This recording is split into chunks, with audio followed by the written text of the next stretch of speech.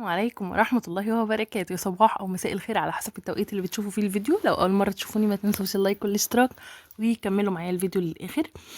حرفيا بقى بعد التنظيف اللي أنا عملتها المرة اللي فاتت معاكم في الفيديو ما عملتش حاجة. حرفيا كنت بعمل الأكل واغسل الأطباق بس، ولما كمان كنت بصور الفيديو ده كانت الدنيا زي ما انتوا شايفين كده، حرفيا كل حاجة متبهدلة.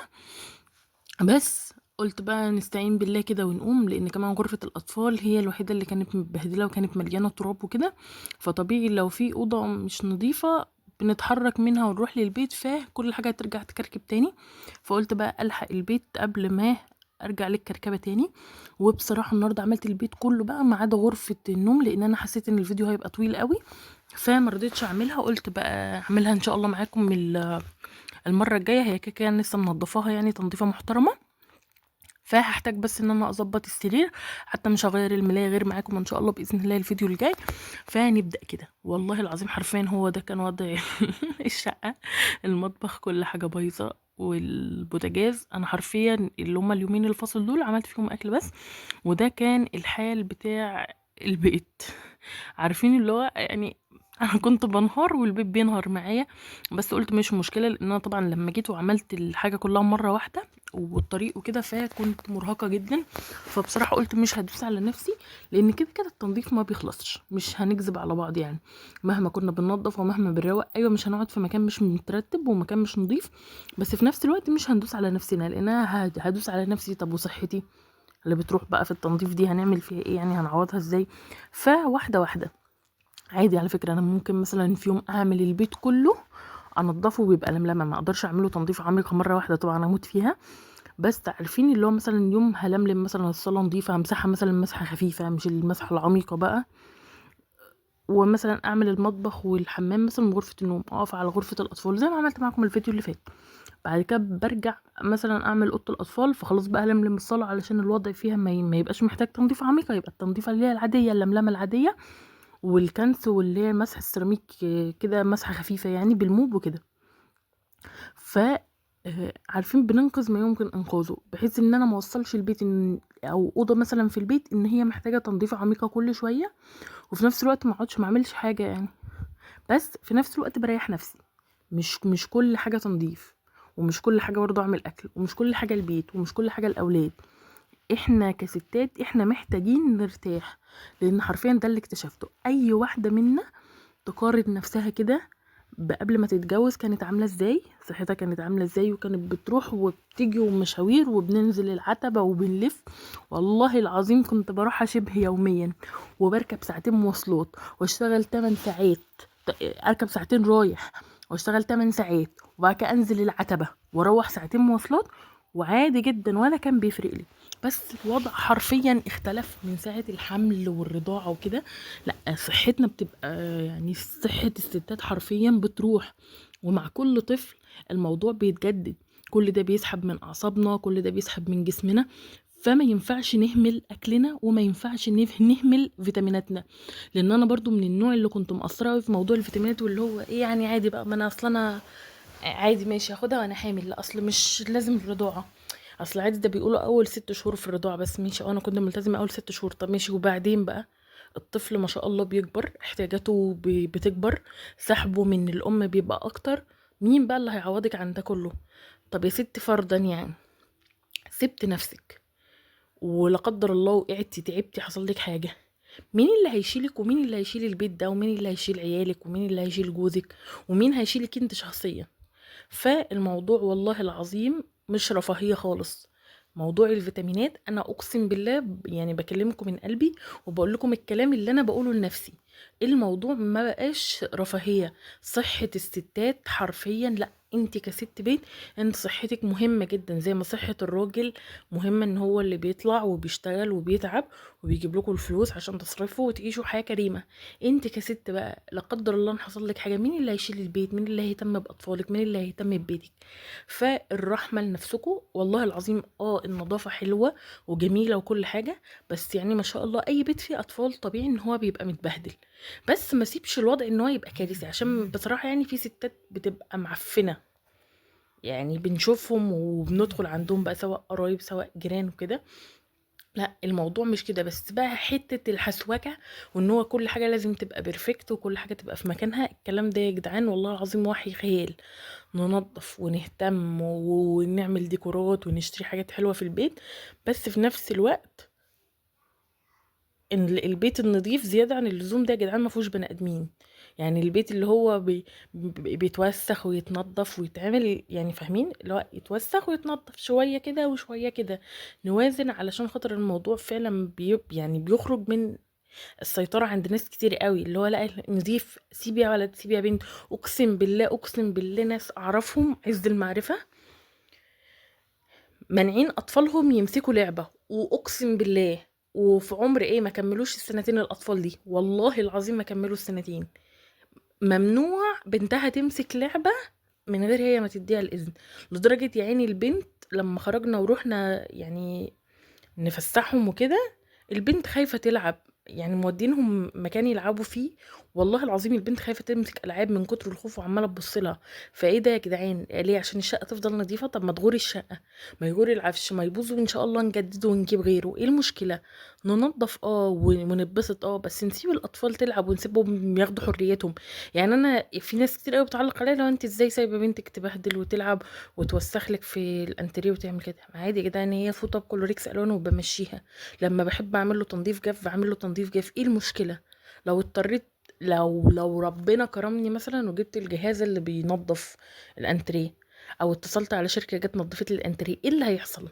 يعني ايه اللي هيحصل مقابل ان انا بنتي تبقى مبسوطه وصحتها كويسه وبتلعب؟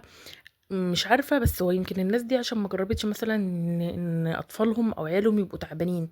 يا جدعان تعبهم وحش جدا. انا قسما بالله الفترة اللي بنتي كانت بتعمل فيها العملية بتاعت اسنانها دي، قسما بالله كانت من ابأس الفترات واصعب الفترات اللي مرت عليا في حياتي. اللي هو كنت عايزة امسكها كده، قومي بوظي وبهدلي واعملي ما بدالك. لكن فكرة ان انا احبس وجبة حرية طفل وسن لعب، اصلا هو هيلعب امتى؟ طب هو هيتبسط امتى اما هو طفل صغير ولسه بيستكشف الدنيا، وانا عمالة امسك فيه واعصر فيه ولا واوعى وسيب طيب ماشي، هيلعب امتى ده بقى؟ يعني هيتبسط امتى في حياته؟ فلا موضوع بقى النظافة لو هيقلب بهوس ان هو ممنوع حد يشيل حاجة من مكانها واحط هنا واحط هنا وكل حاجة تفضل في مكانها، فلا دي مش نظافة، والله العظيم ده جنان.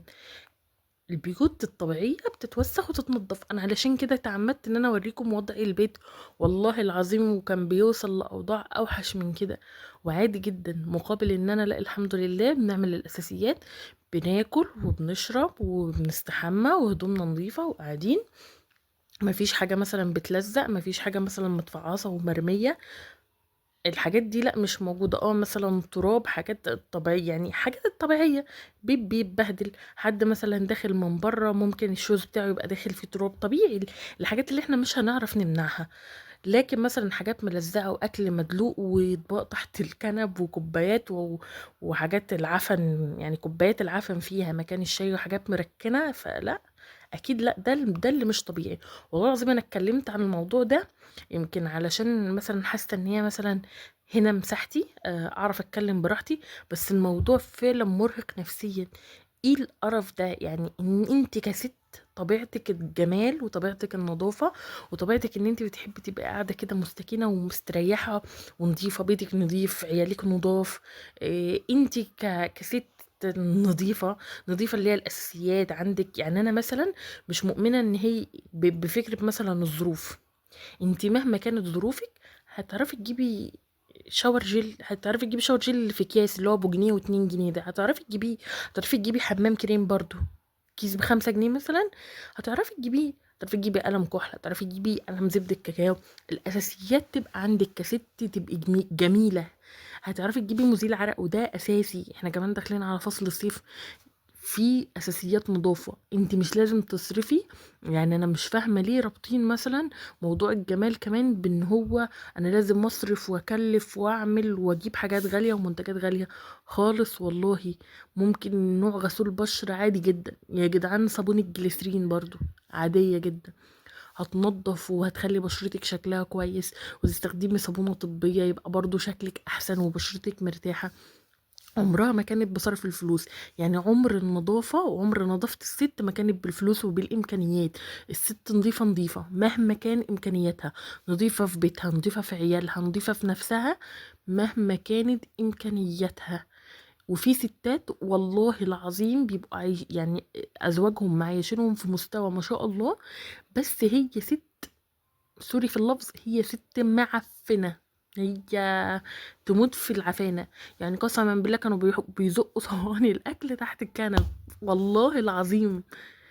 حد جاي ولا حد حاجة يرموا مثلا الصينية، وبتبقى مثلا صينية حلويات، يجوا لا ده حمضت ريحتها وحشة، ارمي في الزبالة وهات تاني. هدر في الموارد وهدر في كل حاجة وعفانة. وبصوا حاجة يعني الله المستعان. فاحنا يعني كستات بجد والله العظيم هي الست عبارة عن نظافة، والست النظيفة بتبان وبتتعرف. يعني احنا كستات نعرف مين ست نظيفة، نعرف مين مثلا نظيفة في عيالها، بغض النظر عن كل الأطفال بتبهدل نفسها وهم آخرهم في الحموم نص ساعة يبان عليهم النظافة، وبعد كده كله ده بيتلاشى. ولكن الست اللي نظيفة نظيفة في بيتها بتبقى معروفة. الست اللي نظيفة في نفسها اللي محدش يشم منها ريحة مش كويسة، محدش يشوف مثلا عندها حاجة مثلا في وشها، انتوا فاهمين بقى، مثلا شعر في اماكن ما ينفعش يبقى موجود فيها، كل ده بيبقى معروف بالنسبة لنا كستات. ده مش عيب ان الواحد يبقى عارف ان هو مثلا عنده قصور في نقطة ويتعلم. يعني مثلا انا كست مثلا ما بعرفش البس، ما بعرفش انظم لبسي، هعرف اعملها. ما بعرفش اهتم بنفسي، الفيديوهات بتاعت الاهتمام دي موجودة في كل حتة. مثلا ما بعرفش ارتب بيتي، الفيديوهات دي حرفيا في كل حتة وكتيرة قوي. فنرجع بقى للفيديو بتاعنا عشان انا لغايه اما شبعت. المهم كده هقول لكم انا عملت ايه سريعا سريعا كده. انا يعني نظفت الريسبشن ودخلت على المطبخ، غسلت المواعين ونظفته وخدت الحمام في وشي كل ده، والحمد لله بنتي كانت نايمه، فكنت خايفه اصلا انور النور بتاع الطرقه ده علشان خاطر ما تصحاش يعني. فالحمد لله جهزت حاجة الفطار كده، واول ما صحيت عملنا الفطار على طول وفطرنا. دخلت بقى على غرفة الاطفال لان هي كانت عايزة تتشال، لان هي كانت حرفيا متبهدلة اخر بهدلة. فطبعا هغير الملاية والباسكت زي ما بوريكم، هي شرخته من تحت، بقت تشيله وتهبده في الارض، ما بقاش فيه رجل فيه سليمة. فقلت كده هحاول اجيب الصاروخ ده الزقه ان شاء الله، لان هو كده شكله ديكور يعني، فمش هنحط فيه زبالة ولا حاجة يعني، فمش هخاف ان في حاجة تقع منه. فالحمد لله كده رتبت غرفة الأطفال وشلت السجاد ومسحت الأرض، اديتها هي كمان المسح يعني، قلت من حقها. ولكن في الوقت ده طبعا هي كانت صاحية، فكنت مديها التليفون تمسك وتتفرج فيه على الكرتون وكده، علشان خاطر أعرف أنا أنضف وأروق. فكأنكم شفتوا يعني وأنا بمسح. فالحمد لله كل حاجة كده كانت زي الفل، البيت كله معمول. هي بس غرفة النوم قلت بقى هي لما تصحى، يعني كنت مستنية لما تصحى علشان خاطر بس ارتب السرير، هرتبه اللي هو هعدله يعني، هعدل المخدات وهشد الملاية مثلا لو يعني فلتة من جنب او حاجة، وهطبق بس البطانية اللي بنتغطى بيها، وكذلك السرير بتاعها. مش هعمل اي حاجة في الغرفة، ممكن مثلا ألملمها بالمكنسة وخلاص. المهم دخلت كده بقى على المطبخ، وبصراحة كنت محتارة في موضوع الغدا، ما كنتش عارفة اعمل ايه.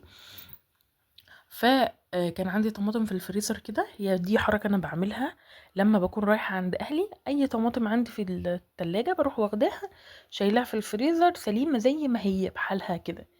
لما بقى الطماطم بتغلى زي الوقت اللي احنا فيه دوت، بروح مطلعاها حطها في شويه ميه، اشيل القشره اللي عليها واضربها في الخلاط كده. المهم ان انا جربت طرق كتيره جدا جدا جدا للمكرونه، مفيش ولا طريقه ظبطت معايا غير دي، اللي هو بصل وعليها فصين توم، وبعد كده بنزل بالبهارات. عايزه اقول لكم بقى ماما بتعملها ايه، اللي هي بتحط حته السمنه او عليهم شويه الزيت، وبتنزل عليها بالطماطم بس، وقسما بالله بتعمل احلى مكرونه بصلصه ممكن حد يدوقها في حياته. انا بقى مهما اعمل كده المكرونه عمرها ما بتظبط معايا، ما ظبطتش معانا غير بالطريقه دي. فكمان البصله بتخلي الصلصه تقيله للناس اللي هم بيحبوا الصلصه تقيله. انا طبعا ببص على الطماطم طالعه من الفريزر وشايفين فاتحه ازاي، فقلت كده مش مشكله بقى ازود شويه بابريكا يعني. قلت اعمل الصلصه بحيث ان هي تبقى موجوده، ويبقى سهل عليا ان انا بس اسلق المكرونه قبل جوزي ما يجي. المهم ان انا المحل اللي انا بجيب منه الكبده الشرايح هنا، إيه، انا علشان بخاف بصراحه يعني، بخاف اجيب الحاجات والحاجات المجمده دي من اي حد، لكن المحل ده بسم الله ما شاء الله نضيف وجميل قوي. فلقيت عنده كده عجينه كفته، قلت اجربها غير اللي جوزي بيجيبها لي. يعني اللي جوزي بيجيبها لي من واحد جزار صاحبه في كرداسه، احنا عارفين هو بيجيب ايه وبيفرم ايه. والكفته بتاعته ما شاء الله ما بتكشش وطريه. بس عارفين، تحسوا كده اخر فتره بدأ يستهبل في موضوع البهارات. طبعا كان الغسيل اللي انا شيلته اللي هو الملايه بتاعت غرفه الاطفال، والغسيل اللي كان عندي غسلته ونشرته، وكانت الدنيا لسه بدري. انا عايزه اقول لكم ان كل ده اللهم بارك كان لسه وقت الظهر، فالحمد لله. هي دي الكفته اللي انا بقول لكم عليها، دي مش اللي جوزي بيجيبها، دي اللي انا قررت اجيبها من المحل اللي هو جنبنا اللي انا بقول لكم عليه. فقلت اجربها لان هو الفتره اللي فاتت ما بقاش بيبهرها كويس. يعني عارفين يعني الكفته بتاعته ما شاء الله فيها لحم وما بتكشش وزي الفل وكل حاجه، ولكن طعم البهارات بتاعها دايما مثلا يجي ناقص، زايد، مش مظبوط. عارفين انتوا اللي هو مش بيظبط مقادير البهارات. فما بحسش ان هي ليها طعم حلو الا بقى لما باخدها واديها اشويها عند حد من الناس اللي تحت. المهم جبت الكفته دي كده وحاولت اجرب. عايزه اقول لكم زودتها كوبايه ميه بس علشان تستوي، وفوجئت ان هي ايه ده، عماله تكش تكش تكش. وشايفين دي كميه السلي اللي نازل منها. يعني انا مش متخيله ان دي كميه الدهون اللي فيها، والله العظيم هو ده صفص ده كده نص كيلو. يعني بكلمكم في ان ده نص كيلو. فبصراحه جوزي قال لي لا انا مش هاكل، انت جايباها من بره، انا مش عارفه ايه اللي مفروم من اللحمه دي، فكليها انت، اعملي اللي انا بنيه. فحطيت كده كفته لنفسي وقلت نتوكل على الله، يعني ايه اللي هيحصل لنا. وعملت له هو كده شريحتين بانيه، وحطيت له كل واحد طبق السلطه والمكرونه. حرفيا اللهم بارك خطيره. جربوا طريقه الصلصه دي لو انتوا الطريقه التانية ما بتظبطش معاكم، او انتوا الطرق التانية ما بتظبطش معاكم. لان انا فكره ان انا احط السمنه وانزل عليها بالصلصه، والله العظيم ماما ما بتعملش حاجه غير ان هي بتحط السمنه وتنزل عليها بطماطم وفلفل اسود وملح بس، ما بتعملش حاجه غير كده. ما بتحطش بهارات، ما بتحطش اي حاجه. وبتطلع احلى احلى مكرونه ممكن حد يدوقها في حياته. لكن انا بقى مهما اعملها سبحان الله ما بتظبطش معايا غير ببصله وتومه كده. المهم كده كنت خلصت وكلنا، وقلت بقى اعمل لنفسي كوبايه قهوه. عايزه اقول لكم بقى انا جايبه القهوه دي اللي هي قهوه بالبندق. فعملتها كده بقى وطلعت حاجه حلوه، وقلت اكلها يعني بحيث ان انا ارطب على نفسي.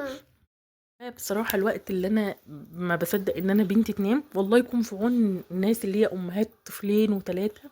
بصراحة الله يكون في عونكم، لأن أنا حرفيا هي طفلة واحدة وأنا حاسة إن أنا جهاز العصب بينهار في الأيام اللي هي بتقرر إن هي تفضل صحيالي فيها معرفش أنام دي. فربنا يكون في عونكم ويجزيكم خير ويجعل الجنة مثوانا جميعا يا رب. المهم ان القهوة هنا كده انا حطيت عليها شوية مية سخنة وبدأت اعملها بالمضرب. لان انا بصراحة قررت ان انا ابطل الفترة الاخيرة، ابطل نسكافيه، لان هو حرفيا بيوجع بطني. عارفين اللي هو مهما اشرب نسكافيه بقى بلاك مش بلاك، مهما كانت الماركة بتاعته. قررت كده ان انا اعمل لها فوم، والحمد لله كان زي الفل. وحرفيا يعني بشربها ما بيحصليش اي حاجة. فحاولوا تشوفوا الحاجه اللي تريحكم، مش لازم بقى الحاجه اللي بتتعبكم، لان انا فعلا اكتشفت ان انا كل مره بشربه بطني بتوجعني فيه. فبكده يكون فيديو النهارده انتهى. يا رب يكون الفيديو عجبكم، اشوفكم ان شاء الله باذن الله في فيديو جديد. مع السلامه.